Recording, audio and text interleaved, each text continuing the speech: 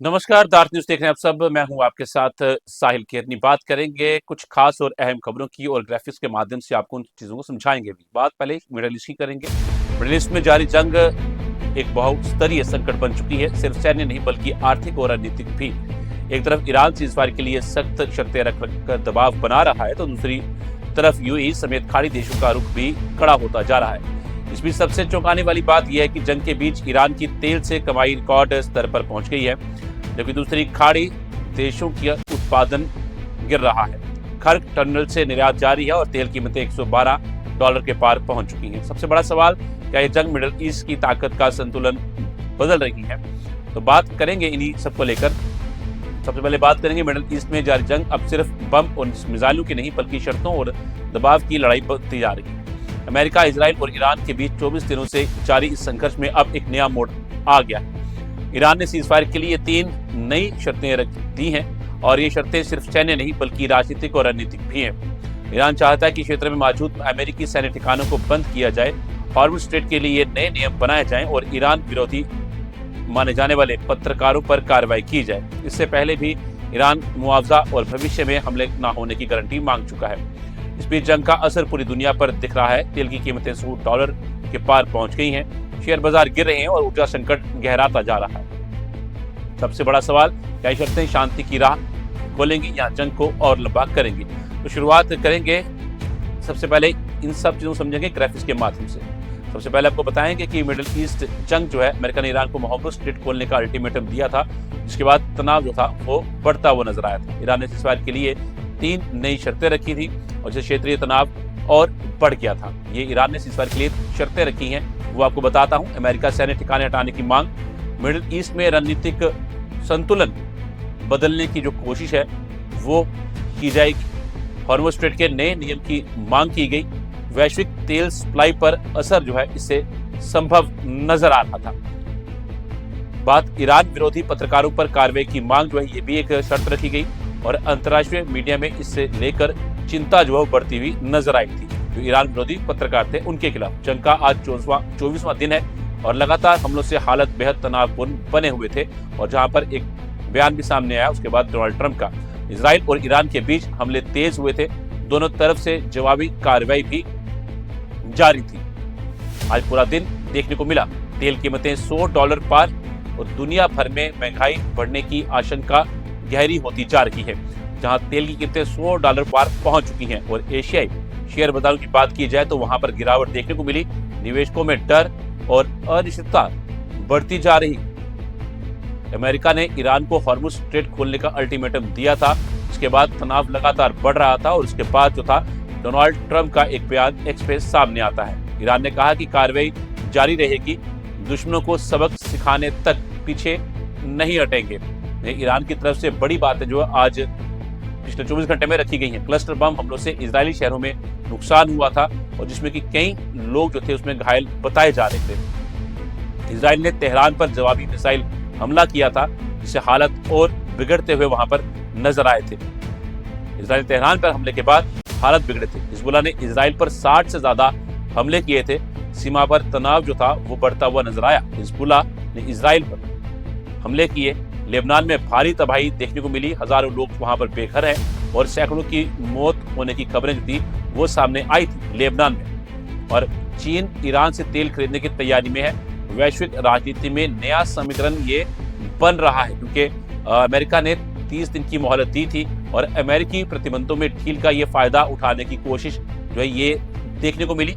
चीन ईरान संबंध इससे मजबूत, हालांकि वो पहले भी मजबूत थे और मजबूत हो सकते हैं। ऊर्जा संकट से निपटने के लिए ऑस्ट्रेलिया और सिंगापुर के बीच भी एक अहम समझौता जो था वो हुआ है और जिसकी वजह से बहुत सी मुश्किलों का सामना जो करना पड़ा था उसमें कहीं ना कहीं फर्क पड़ेगा। वैश्विक ऊर्जा सप्लाई बनाए रखने के लिए देशों के बीच सहयोग जो है वो बढ़ता हुआ नजर आया, खासतौर ऑस्ट्रेलिया और सिंगापुर के बीच में। इंटरनेशनल एनर्जी एजेंसी ने जंग को वैश्विक अर्थव्यवस्था के लिए एक बड़ा खतरा था जो वो बताया था और तेल और गैस सप्लाई पर हमलों से ऊर्जा संकट गहराने की चेतावनी भी दी गई थी कि जिस तरह हमले हो रहे हैं तो अगर इस तरह जारी रहे तो आने वाला समय जो है वो काफी भयानक हो सकता है। ईरान ने मिसाइलों पर राजनीतिक संदेश लिखकर हमला किया था। एक नया तरीका था, मनोवैज्ञानिक दबाव बढ़ाया गया ईरान के द्वारा।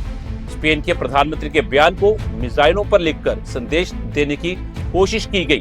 स्पेन के प्रधानमंत्री का बयान जो था उन मिसाइलों पर लिखा गया और वो मिसाइलें दागी गई। अमेरिका ने एयर स्ट्राइक कर ईरानी ड्रोन नष्ट किए थे और सैन्य कार्रवाई जारी रखी गई थी। आज दोपहर तक देखा गया था जब ये पूरे कार्रवाई अमल में लाई जा रही थी और ईरान ने जवाबी हमलों में इजराइल को निशाना बनाया और टकराव जो था उसमें लगातार बढ़ता हुआ नजर आया। हालांकि बयान सामने है, अब देखते हैं कितना ये बयान सही साबित होता है। तो हॉर्मुज़ स्ट्रेट बंद होने का खतरा जो है दुनिया की तेल सप्लाई पर इसका सीधा असर जो है वो संभव है ही है। अर्थव्यवस्था पर भी निवेशक सुरक्षित विनिवेश की ओर भाग रहे हैं। डॉलर मजबूत और अन्य मुद्राएं कमजोर होती हुई इसमें दिख रही हैं। कोरियन वॉन 17 साल के निचले स्तर पर पहुंच गया। जंग का आर्थिक असर दिखने लगा है। कोरियन वॉन की बात की जा रही है, निचले स्तर पर नजर आया वो पिछले 17 साल के। जापान येन भी कमजोर हुआ। एशियाई अर्थव्यवस्थाओं पर दबाव लगातार मिडिल ईस्ट जंग की वजह से बढ़ रहा है। मैं पहले भी जिक्र कर रहा था, अमेरिकन नागरिकों के लिए एडवाइजरी जारी की है। मिडिल ईस्ट में खतरा बढ़ा है तो एडवाइजरी जारी अमेरिका के नागरिकों के लिए की गई, अमेरिका ने की और दूतावासों और सैन्य ठिकानों पर हमलों का खतरा और सुरक्षा वहां पर और बढ़ा दी गई है। मिडिल ईस्ट जंग की ये पूरी जो कहानी पिछले 24 घंटे के अंदर इराक में अमेरिकी ठिकानों पर खतरा, उग्रवादी समूहों की धमकी सामने आई थी। इराक में अमेरिकी ठिकानों पर खतरा था, वह हिजबुल्लाह ने धमकी दी थी। बगदाद में अमेरिकी दूतावास खाली करने की चेतावनी भी दी गई और स्थिति गंभीर वहां बनती हुई नजर आई थी। ईरान में अमेरिका विरोधी प्रदर्शन तेज हुए थे। लोग सड़कों पर उतरकर विरोध कर रहे थे अमेरिका के खिलाफ। ईरान के लोग थे वो सड़कों पर उतरे और विरोध प्रदर्शन वहां पर करते हुए नजर आए। कई शहरों में प्रदर्शन सरकार के समर्थन में जनता का गुस्सा नजर आ रहा था। ये ईरान की बात कर रहा हूं। ईरानी नेता ने कहा जंग जारी रहेगी, किसी भी दबाव में नहीं झुकेंगे। दबाव में नहीं झुकेंगे, टेबल पे बैठ के शायद कहने की बातचीत हो तो हल निकले।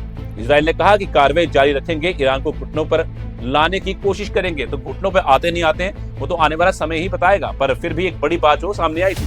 और भारत के छात्र ईरान बॉर्डर पर फंसे थे जिनकी सुरक्षित निकासी की चुनौती बड़ी थी और उनको निकाला भी जा रहा है। भारतीय प्रधानमंत्री ने साफ आज संसद में बात रखी है और एम्बेसी पर सवाल उठाए गए थे। छात्रों को मदद नहीं मिलने से नाराजगी जो है वहां पर बढ़ती हुई नजर आई थी, पर मदद अब पहुंचाई गई है पूरे तरीके से वहां पर। और वही तेल टर्मिनल सुरक्षित, ईरान ने निर्यात जारी रखा और आर्थिक नुकसान से बचाव की बातें जो थी वो सामने आई थी।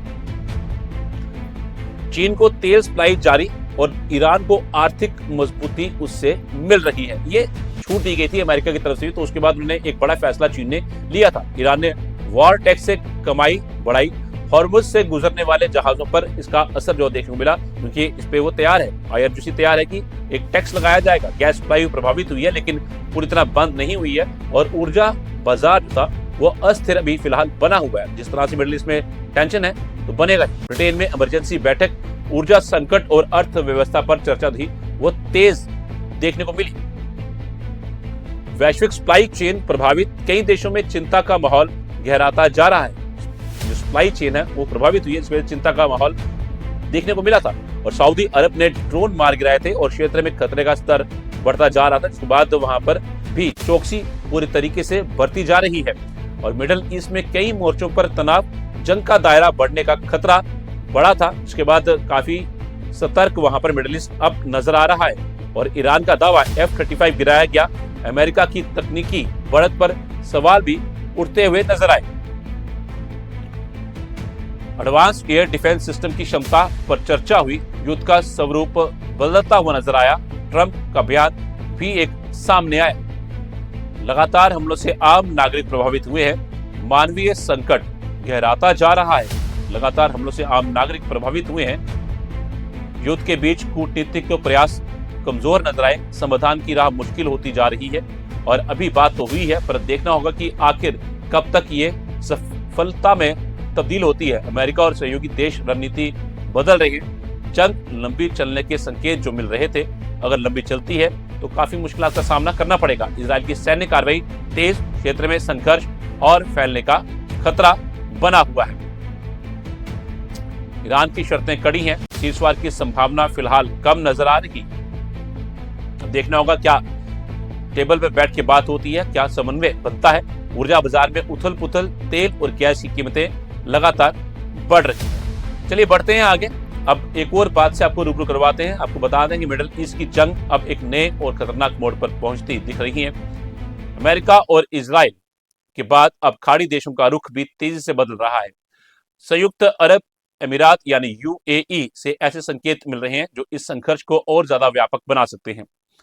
यूएई के राष्ट्रपति के करीबी सलाहकार अनवर गर्गश ने साफ कहा है कि सिर्फ युद्ध विराम काफी नहीं होगा, बल्कि ईरान के खतरे से निपटने के लिए बड़े कदम उठाने होंगे। वहीं यूएई के विदेश मंत्री अब्दुल्ला बिन जायद ने भी बिना नाम लिए ईरान को आतंकी देश बताया है और सख्त चेतावनी दी है। दरअसल ईरान ने जवाबी कार्रवाई में खाड़ी देशों में मौजूद अमेरिकी सैन्य ठिकानों को निशाना बनाया, जिससे यूएई, सऊदी अरब, कतर और कुवैत जैसे देशों में नाराजगी बढ़ गई है। अब सवाल यही है कि क्या यूएई भी अमेरिका और इजराइल के साथ इस युद्ध में उतर सकता है? अगर ऐसा होता है तो यह संघर्ष सिर्फ क्षेत्रीय नहीं रहेगा, बल्कि एक बड़े वैश्विक युद्ध का रूप ले सकता है। तो ग्राफिक्स के माध्यम से आपको मैं समझाता हूं कि किस तरह की बातें जो है वो रखी गई हैं। मिडिल ईस्ट जंग में नया मोड़ आया है। यूएई का रुख ईरान के खिलाफ सख्त होता दिख रहा है। इस युद्ध के अंदर यूएई के वरिष्ठ नेताओं के बयान से युद्ध में शामिल होने की अटकलें जो हैं वो तेज हो गई हैं। जो पहले भी बातें सामने आ रही थी। अनवर गर्गश ने कहा, सिर्फ युद्ध विराम नहीं, ईरान के खिलाफ ठोस कदम उठाना बहुत जरूरी। यूएई विदेश मंत्री ने बिना नाम लिए ईरान को आतंकी देश तक बता दिया। ईरान के खिलाफ सख्त कार्रवाई के संकेत दिए गए। खाड़ी देशों में गुस्सा बढ़ता जा रहा है और जिसके बाद एक कार्रवाई अमल में लाने की बात भी कही गई है। ईरान ने अमेरिकी ठिकानों को निशाना बनाया और खाड़ी देशों में तनाव जिसके बाद वहां बढ़ता हुआ नजर आया और बहुत सी बिल्डिंग्स को भी निशाना बनाया गया खाड़ी देशों के अंदर।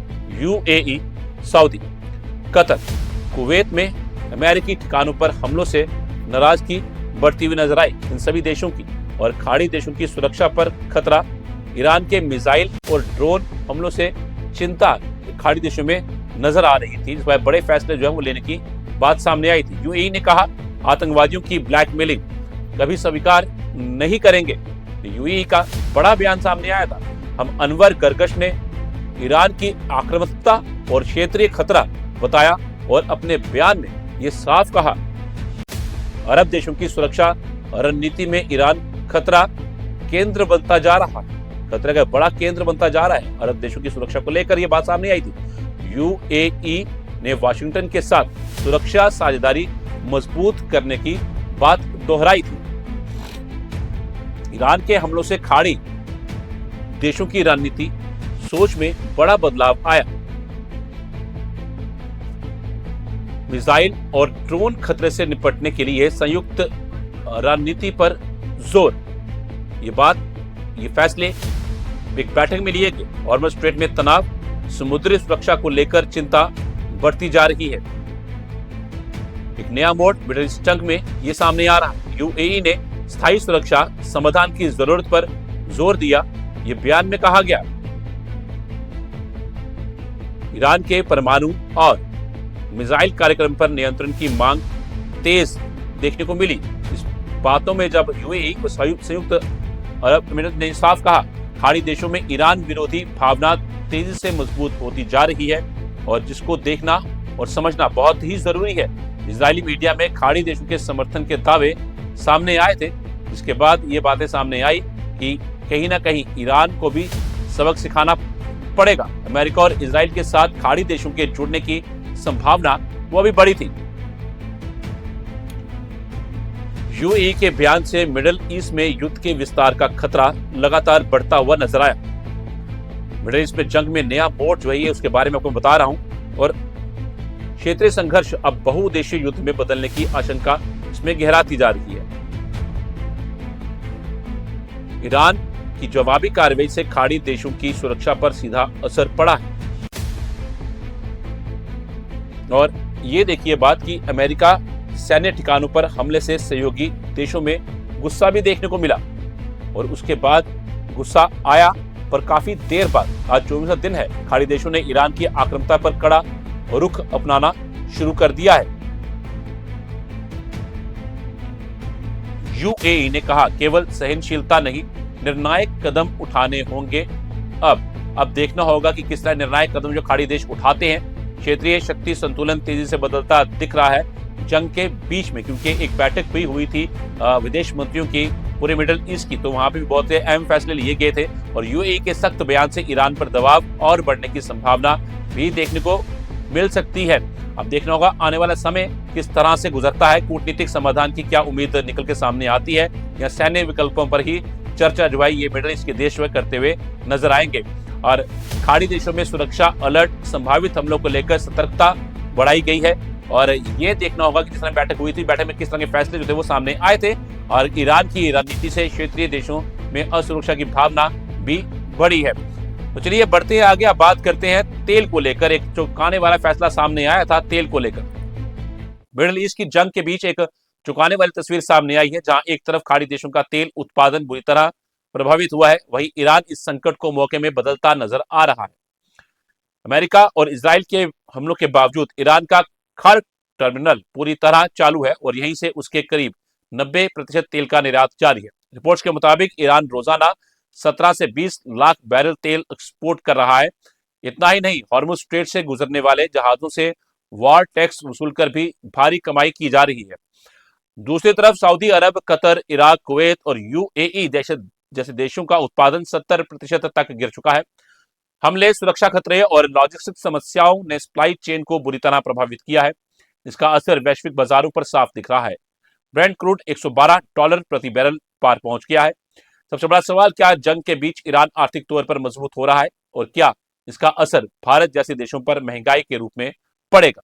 तो ये कुछ ग्राफिक्स के माध्यम से आपको ये बातें भी समझाने की कोशिश करते हैं कि आखिर किस तरह ये असर होगा। ईरान ने तेल निर्यात जारी रखा है। जंग के बीच ईरान ने तेल निर्यात जारी रखा। खर्क टर्मिनल बना सबसे बड़ा इसका केंद्र। ईरान का करीब 90% तेल निर्यात खार्क आइलैंड से लगातार अभी भी जारी है। अमेरिकी हमलों के बावजूद तेल टर्मिनल को सीधे निशाना नहीं बनाया गया। अभी ईरान ने घोस्ट फ्लीट के जरिए चीन को तेल सप्लाई जारी रखा है। लगातार ये सप्लाई हो रही है। रोजाना 17 से 20 लाख बैरल तेल निर्यात कर रहा है ईरान। वर्तमान में 17 से 20 लाख बैरल तेल। इंटरनेशनल एजेंसियों के मुताबिक ईरान की तेल कमाई में बड़ा उछाल देखा गया है। हॉर्मुज स्ट्रेट से गुजरने वाले जहाजों पर वॉर टैक्स वसूली जा रही है। ये पहले भी हमने आपको बताया था, ये टैक्स वसूला जा रहा है। प्रति जहाज करीब 16.5 करोड़ रुपए वसूल कर ईरान अतिरिक्त कमाई कर रहा है। साउथ पार्स गैस फील्ड पर हमलों से गैस एक्सपोर्ट प्रभावित जरूर हुआ है, पर फिर भी खार्क आइलैंड से सप्लाई जारी है। लेकिन गैस सप्लाई पूरी तरह बंद नहीं हुई है, सीमित स्तर पर जारी ये रही है। खाड़ी देशों का कुल तेल उत्पादन 70% तक गिर गया। जंग के कारण ये गिरावट देखने को मिली है। सऊदी अरब का उत्पादन 1 करोड़ बैरल से घटकर 80 लाख पर पहुंचा है। ईरान के तेल निर्यात जारी रखे हुए हैं। हॉर्मुज स्ट्रेट में तनाव से सऊदी सप्लाई चेन बुरी तरह प्रभावित हुई। सबको पता है अर्थव्यवस्था जिसे चरमराई भी गई। ईस्ट वेस्ट पाइपलाइन के जरिए वैकल्पिक सप्लाई की कोशिशें जारी रखी गई हैं ईरान द्वारा। कतर की LNG सप्लाई पर इस पर बड़ा असर है। रास लफान फैसिलिटी प्रभावित हुई है, जिसके बाद एक बड़ा असर देखने को मिला था। कतर ने फोर्स मेजोर लागू किया। सप्लाई की गारंटी अब नहीं थी। कतर ने फोर्स मेजोर लागू किया। इराक का उत्पादन 43 लाख से गिरकर 13 लाख बैरल प्रतिदिन रह गया है। सप्लाई बंद नहीं की है, गिरावट आई। विदेशी कंपनियों ने स्टाफ हटाया और इराक के तेल प्रोडक्शन पर इसका असर पड़ा है। इसमें हमले देखने को मिले, जिसके बाद ही फैसला लिया। स्टोरेज भरने से बड़े ऑयल फील्ड्स में उत्पादन अस्थायी रूप से रोका गया। कुवैत का निर्यात लगभग ठप। हॉर्मुज पर पूरी निर्भरता भारी पड़ी है। वॉर टैक्स और बीमा संकट से कुवैत के तेल टैंकर आगे नहीं बढ़े हैं। वॉर टैक्स और बीमा संकट की वजह से आगे नहीं बढ़ पाए। यूएई पाइपलाइन फुल कैपेसिटी पर, लेकिन मांग पूरी करने में असमर्थ हो रही है। यूएई भी हॉर्मुज में फंसे जहाजों से यूएई की सप्लाई बाधित हो रही है। लगातार सप्लाई बाधित हो रही है यूएई की भी, और जहाजों के बीमा प्रीमियम में 400% तक बढ़ोतरी दर्ज की गई है। ये एक और चिंता का विषय सामने आया था। फुजरा पोर्ट पर गतिविधियां कम, व्यापारिक गतिविधियों पर असर वो बढ़ा। ब्रेंट क्रूड $112 प्रति बैरल पार, जुलाई 2022 के बाद उच्चतम स्तर पर यह पहुंचा है।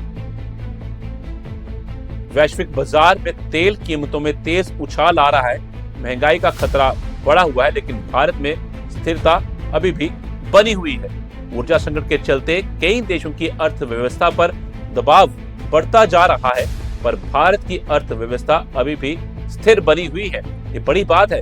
अमेरिका ने महंगाई काबू करने के लिए ईरानी तेल पर छूट दी, जिसके बाद ईरानी तेल को लोग खरीद भी रहे हैं, देश खरीद भी रहे हैं। 30 दिन की छूट से बाजार में 14 करोड़ बैरल तेल आने की उम्मीद जताई गई है। अब देखते हैं कि आने वाला समय किस तरह से निकलता है। ये छूट 20 मार्च से 19 अप्रैल तक लागू की गई। अमेरिकी प्रशासन द्वारा इस अस्थायी राहत से ग्लोबल सप्लाई दबाव कम करने की कोशिश की गई है, और देखना होगा कितनी कम होती है ये आने वाले समय में। ईरान ने युद्ध को आर्थिक अवसर में बदलने की रणनीति